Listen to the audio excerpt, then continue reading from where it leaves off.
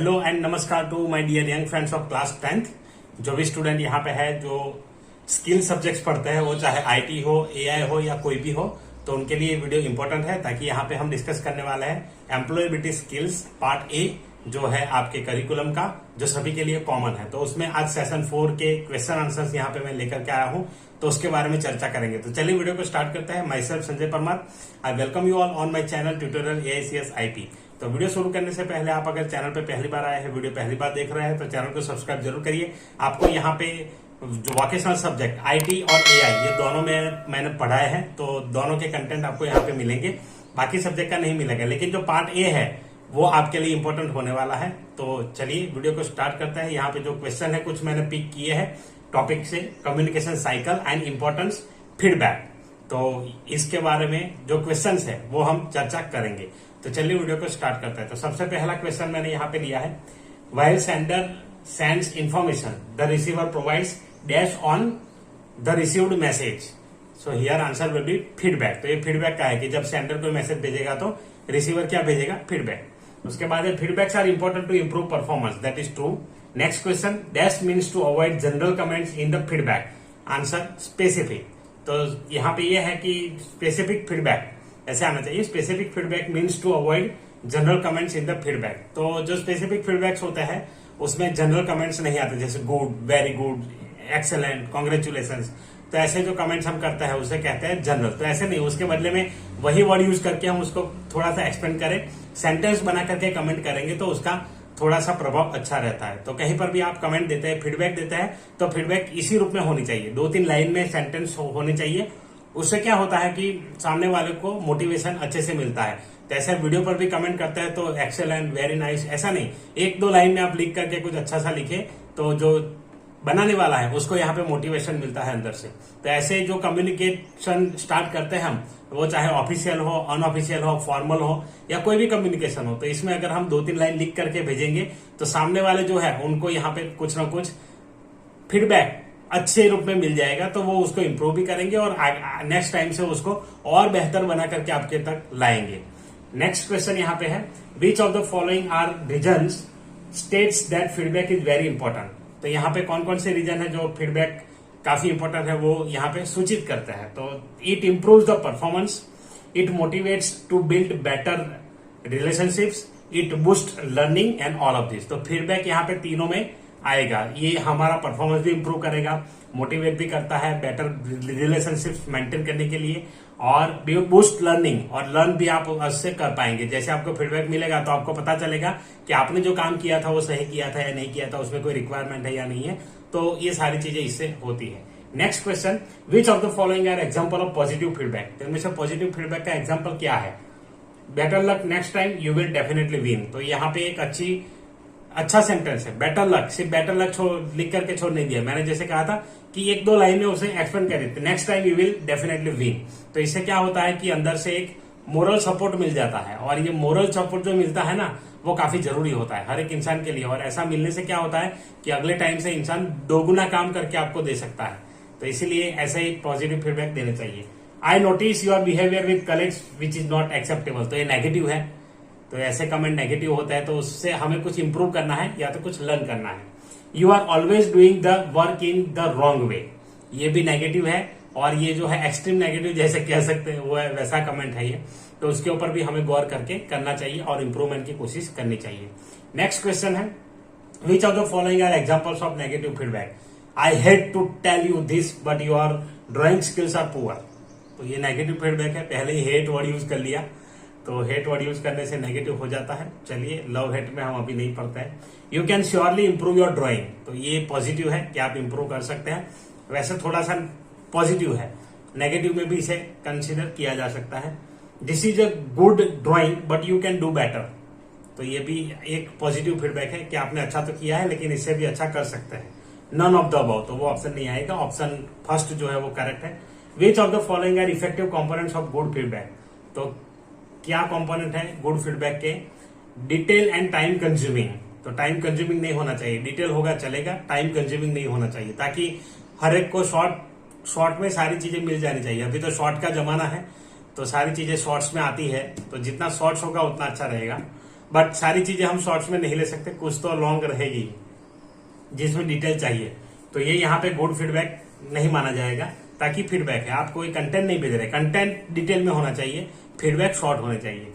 Direct and honest, तो direct and honest वो भी ठीक है। स्पेसिफिक फीडबैक होता है तो गुड फीडबैक माना जाता है, ताकि डायरेक्ट एंड ऑनेस्ट में कभी कभी ये क्या होता है कि वो स्पेसिफिक चीजों के लिए ही बनाया जाता है, तो इसलिए स्पेसिफिक ज्यादा मोर रेलिवेंट है यहाँ पे। और ओपिनियन बेस्ड, तो ओपिनियन बेस्ड भी गुड फीडबैक नहीं है, ताकि ओपिनियन वो उसने अपना ओपिनियन दिया है, वो हो सकता है कि वहां पे एप्लीकेबल हो और ना भी हो।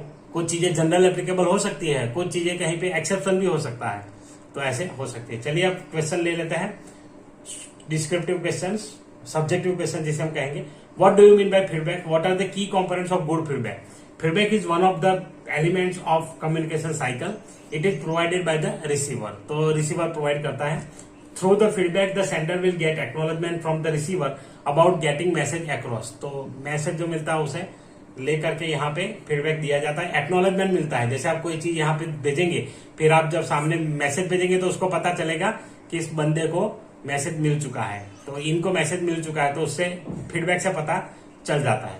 नेक्स्ट पॉइंट यहाँ पे है, sometimes it can be given to help subordinates to improve that performance at the work place. अब जब काम हम करते हैं तो वहां पर ये इंप्रूवमेंट के लिए भी काम में आते हैं feedback. Next key components of good feedback. Specific का मतलब है it refers to avoid general comments, it includes some examples to clarify your statements. तो जो आपने लिखा है उसको, स्टेटमेंट को क्लैरिफाई करते हुए थोड़ा सा आप डिस्क्रिप्टिव वे में लिखिए, तो उसे कहते हैं स्पेसिफिक फीडबैक, जो मैसेज या कंटेंट भेजा है उसके रिलेटेड। नेक्स्ट यहाँ पे timely, provide feedback on time, on time आपको प्रोवाइड करना है। It is delayed then it loses it impact, अगर आपने डिले कर दिया तो वो उसका जो मतलब इम्पैक्ट होना चाहिए वो इम्पैक्ट नहीं रहेगा यहाँ पे। नेक्स्ट है polite, while providing feedback the sender should not be offended by any means, give feedback politely. तो आप जब भी आप कोई लैंग्वेज यूज करते हैं या किसी से बात कर रहे हैं तो पोलाइटली बात करनी है हमें, और उसी वे में ये जाना चाहिए, ऑफेंडेड नहीं लगना चाहिए कभी भी।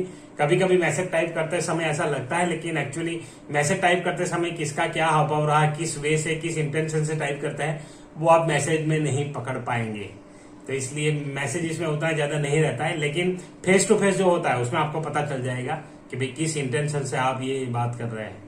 तो वहां पे बॉडी लैंग्वेज होता है, तो बॉडी लैंग्वेज से और एटीट्यूड से आपको पता चल जाएगा। नेक्स्ट, ऑफरिंग कंटिन्यूइंग सपोर्ट, तो यहाँ पे सपोर्ट एक काफी इंपॉर्टेंट चीज है, तो फीडबैक से सपोर्ट भी हमें मिलता है। When the receiver gets the message the receiver should offer the support required for the process, और जो भी सपोर्ट चाहिए वो यहाँ पे प्रोवाइड कर सकते हैं। नेक्स्ट क्वेश्चन है what are the types of feedback, तो 3 टाइप के फीडबैक है, positive feedback, negative feedback, no feedback.